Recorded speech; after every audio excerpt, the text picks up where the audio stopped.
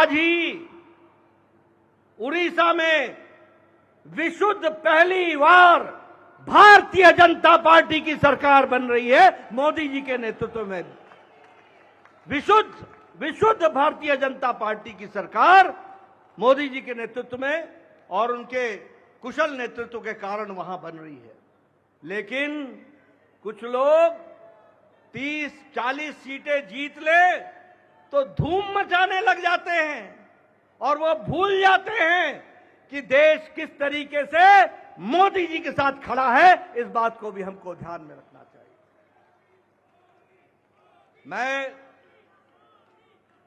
आज के दिन प्रधानमंत्री जी को इस बात के लिए भी धन्यवाद देना चाहता हूं कि आपके नेतृत्व में नॉर्थ ईस्ट में हमने एक एक प्रदेश में अपना झंडा, एनडीए का झंडा गाड़ा।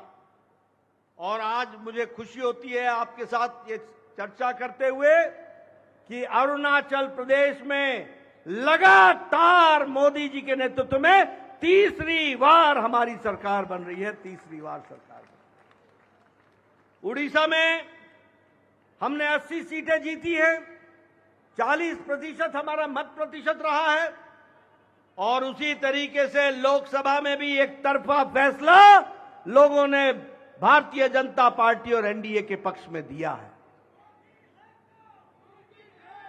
मैं आपके साथ इस बात की भी चर्चा करना चाहता हूं कि आंध्र प्रदेश में हमारे अलायंस पार्टनर के साथ वहां भी एनडीए की सरकार बन रही है। इस तरीके से परिवर्तन हुआ है। मित्रों, केरल में भारतीय जनता पार्टी ने अपना खाता खोला है, जहां हम कहीं दूर दूर तक नहीं दिखते थे, दूर दूर तक नहीं दिखते थे।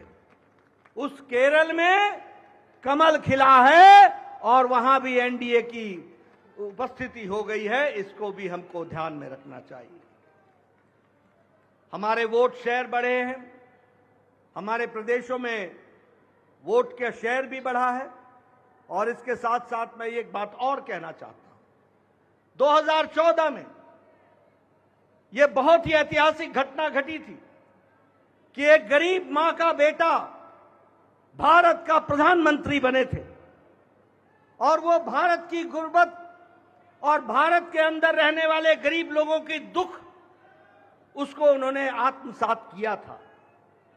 वो जानते थे गरीबी क्या है, वो जानते थे कि गरीबों का नेतृत्व करने की क्या आवश्यकता है, वह जानते थे कि देश को किस तरीके से आगे बढ़ाना है। और मुझे याद है कि 2014 में जब एनडीए की सरकार बनी तो आपने उस समय कहा था, मेरी सरकार गांव को, गरीब को, वंचित को, पीड़ित को, शोषित को, दलित को, महिला को, युवा को, किसान को समर्पित रहेगी और उनके विकास के लिए हम काम करेंगे। आज हम गौरव के साथ कह सकते हैं कि आज आयुष्मान भारत में 50 करोड़ लोगों को दुनिया का सबसे बड़ा हेल्थ कवरेज मिल रहा है और उनकी चिंता हुई है तो आदरणीय प्रधानमंत्री मोदी जी के नेतृत्व में हुई है। और आगे 30 में इस देश का कोई भी नागरिक जो 70 साल से ऊपर का होगा उसको भी आयुष्मान भारत का कार्यक्रम से जोड़ा जाएगा। इस बात को हमको ध्यान रखना। उसी तरीके से चाहे बहनों को गैस का चूल्हा पहुंचाना हो, गैस का सिलेंडर पहुंचाना हो, हर घर नल, हर घर जल, इसकी व्यवस्था करनी हो, हमारे भाइयों को, बहनों को बैंक से जोड़ना हो, ये सारे काम प्रधानमंत्री मोदी जी के नेतृत्व में हुई और गरीब की चिंता की गई, गरीब की चिंता की गई। मैं यहां यह भी कहना चाहूंगा कि जब प्रधानमंत्री जी ने 2014 में बागडोर संभाली थी तो भारत की अर्थव्यवस्था लड़खड़ा रही थी। भारत की अर्थव्यवस्था के साथ साथ बैंकिंग व्यवस्था ये बिल्कुल लड़खड़ाई हुई थी, एक तरीके से ढह गई थी। और भारत देश की अर्थव्यवस्था के साथ साथ बैंकिंग व्यवस्था जब लड़खड़ाई तो दुनिया में भी हमारी अर्थव्यवस्था की ताकत कम हुई। लेकिन प्रधानमंत्री मोदी जी के नेतृत्व में बैंकिंग व्यवस्था को मजबूती दी गई, अर्थव्यवस्था को मजबूती दी गई और बैंकिंग व्यवस्था के बारे में दुनिया ने भी सराहा कि आज भारत एक मजबूत बैंकिंग सिस्टम के साथ खड़ा है। और सबसे बड़ी बात यह है कि 2014 में हम 11वें नंबर की अर्थव्यवस्था थे, 11वें नंबर की। आज हम मोदी जी के नेतृत्व में सुदृढ़ तरीके से 5वें नंबर की अर्थव्यवस्था है और मोदी 30 में तीसरी बार प्रधानमंत्री बन रहे हैं। भारत की अर्थव्यवस्था तीसरे नंबर की होने जा रही है, इसको भी हमको ध्यान में रखना चाहिए।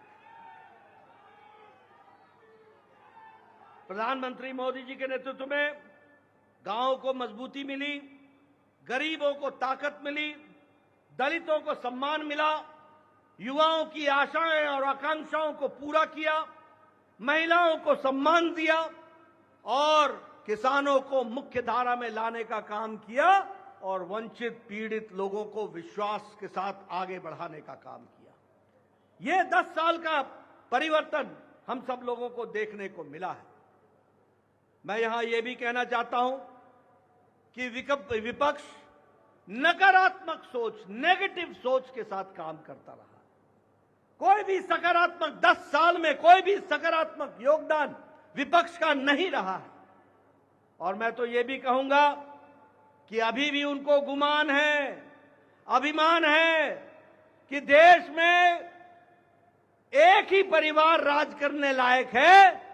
यानी रस्सी आपने बारंबार जलाई, रस्सी जल गई पर बल नहीं गया, इस तरीके का इनका व्यवहार रहा है। मैं यहां यह भी कहना चाहता हूं, चुनाव के दौरान इन्होंने झूठ फैलाया, इन्होंने फेक वीडियोस निकाले, जनता को बरगलाने का काम किया, गुमराह करने का काम किया, जनता को एक तरीके से झूठ बोल करके वास्तविकता से दूर रखने में कोई कसर नहीं छोड़ी। और सबसे बड़ी बात यह है कि इन्होंने चुनाव में प्रजातांत्रिक मर्यादाओं को भी ताक पर रखा। प्रधानमंत्री मोदी जी के लिए अपशब्द कहे, गालियां दी, एक बार नहीं अनेकों बार।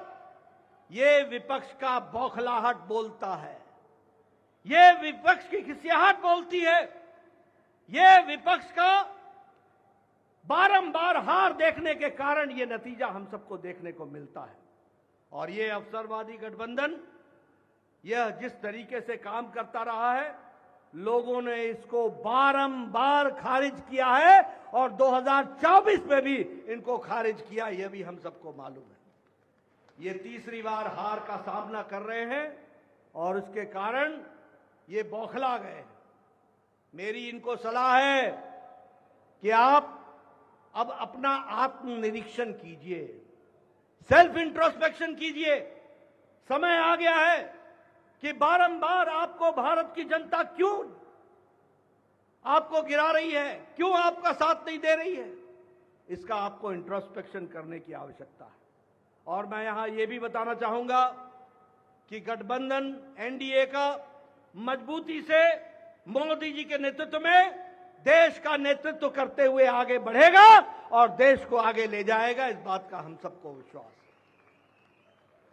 मैं यहां प्रधानमंत्री मोदी जी और आपके बीच में ज्यादा समय नहीं रहूंगा, लेकिन प्रधानमंत्री जी आपको मैं विश्वास दिलाना चाहता हूं कि एनडीए का एक एक कार्यकर्ता, हमारी पार्टी का एक एक कार्यकर्ता, जो आप हर पल, हर घड़ी, हर दिन, हर महीने, हर वर्ष पूरी ताकत के साथ देश की सेवा में जुटे हैं, मैं आपको विश्वास दिलाता हूं कि आपके नेतृत्व में एनडीए का एक एक कार्यकर्ता भारत को सामर्थ्यवान बनाने के लिए, सक्षम बनाने के लिए, आत्मनिर्भर बनाने के लिए, समृद्ध बनाने के लिए कोई कसर नहीं छोड़ेगा और आपके नेतृत्व में उसको हम सपना को पूरा करेंगे और हम विकसित भारत की ओर आगे बढ़ेंगे।